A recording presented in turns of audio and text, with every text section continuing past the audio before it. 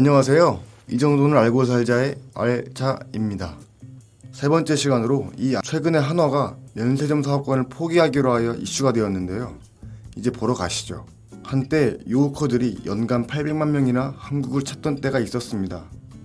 바로 한반도 사드 배치가 본격화되기 전의 일인데 그때만 해도 면세점 사업, 그야말로 황금알을 낳는 거위였습니다.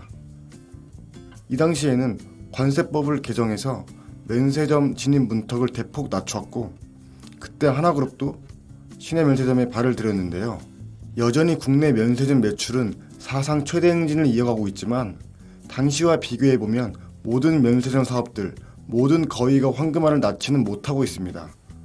이런 가운데 하나그룹이 면세 특허 기간도 다 채우지 못하고 철수하겠다고 전했는데요.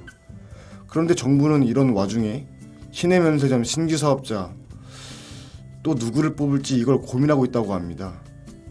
지금은 신규 사업자 고민이 아니라 앞으로 또 한국의 면세점 시장이 어디로 갈지 고민해야 될 때가 아닐까요? 이렇게 한화처럼 특허권, 특히 면세점 관련한 특허권을 반납한 것은 국내 면세 사업이 시작된 1978년, 이때가 등록제에서 허가제로 바뀐 이유인데요. 그 이후 아마도 대기업 중에서 첫 번째 사례가 아닌가 싶었습니다. 하지만 처음은 아니고 90년대 한진, 파라다이스 이런 대기업들이 면세점 사업권을 반납한 사례가 있다고 하네요. 그만큼 면세점 사업이 사실상 일반적으로 비춰지는 것보다는 상당히 어려운 사람인 것 같습니다. 이번에 한화가 갤러리아 백화점을 하고 있으면서 면세점 사업권도 잘할 수 있을 거라 생각해서 해봤는데 4년의 누적 적자가 1,000억에 달하다 보니 결국 포기하게 되었습니다. 끝내 포기하게 된 이유는 시내 면세점이 너무 많아서일까요?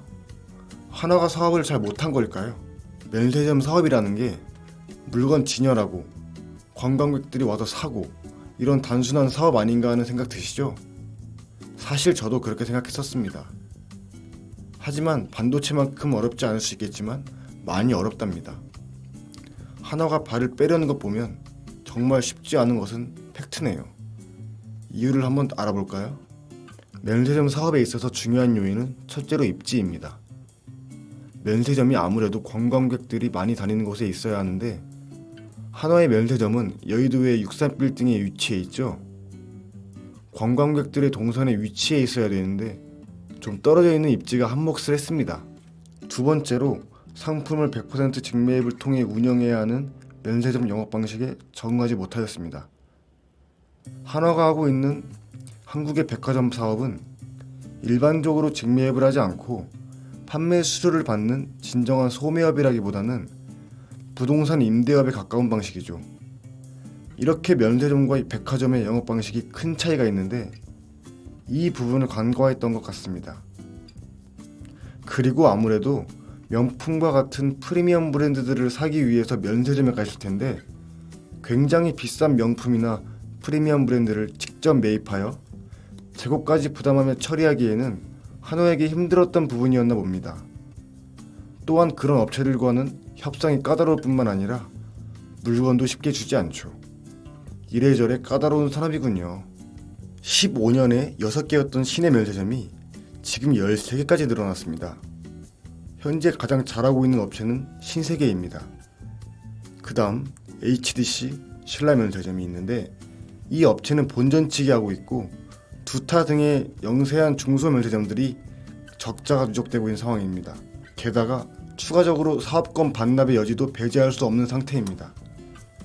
왜냐하면 4년 만에 면허권 반납한 한화 사례를 보고 적자를 안고 있는 다른 회사들이 자극을 받아 반납할 가능성도 완전히 배제할 수는 없기 때문이죠. 그럼에도 불구하고 한국 면세점의 큰 비중을 차지하는 중국 관광객들 중 단체 단위의 비율은 늘어나지 않고 있습니다. 하지만 개인 관광객의 숫자가 많아짐으로써 올해는 관광객 추이가 회복되는 추세인데요. 대부분의 기업들은 아직까지 관망세를 유지하고 있다고 합니다. 과거에는 중국인 관광객들이 갑자기 밀려들다 보니 급작스런 노다지 산업이 된 측면이 큽니다. 그래서 우리나라 재벌 기업들이 너나 할 것 없이 뛰어들다 보니 황금알을 낳는 거위 같은 산업으로 평가받았는데요. 최근에 따이공이라는 중국의 보따리상들이 많은 물량을 사가지고 있어서 매출은 늘고 있다는데, 매출이 있으니 성장성이 있다고 볼 수는 없을까요? 하지만 자세히 살펴보면 면세 산업의 매출은 늘고 있지만 플레이어 수, 곧 경쟁자의 수도 같이 늘었죠.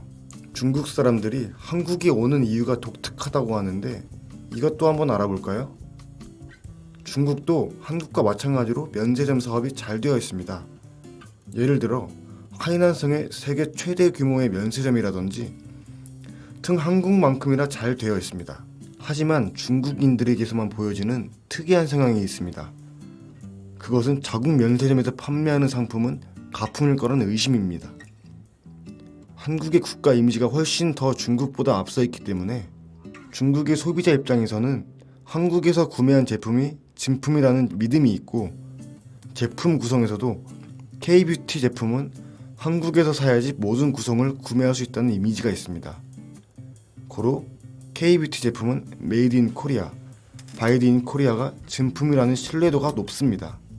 한국 정부가 거시적으로 봤을 때 아직 경쟁력이 있어 보여 신규 허용 여부를 고심하는 중이라 하지만, 제주도 정도에만 신규 사업자가 필요할 것 같고 나머지는 들어가도 어려운 상태가 아닌가 싶습니다. 기본적으로 모든 업체들이 관심은 있지만 그저 관심에 불과하고 현실적으로 신세계만 여유가 있을 텐데, 신세계는 현재 강남, 강북, 부산에서 면세점 사업을 하고 있습니다. 제주도에는 아직 없죠. 그래서 신규 면세 사업자 중에서 가장 잘하고 있어 신세계 정도가 관심이 가장 강하지 않나 생각됩니다. 이렇게 한화 면세점 사업권 포기 발표 이슈를 토대로 면세점 사업이 어떤 사업인지, 그리고 현재와 미래에 대해 간략하게 알아봤는데요. 역시 예상보다 복잡하고 어렵죠? 저도 준비하면서 복잡한 내용들을 알기 쉽게 정리하느라 힘들었습니다. 다음 편은 더 유익한 정보로 찾아뵙겠습니다. 오늘도 이것만은 알고 살자의 알자였습니다. 시청해주셔서 감사합니다.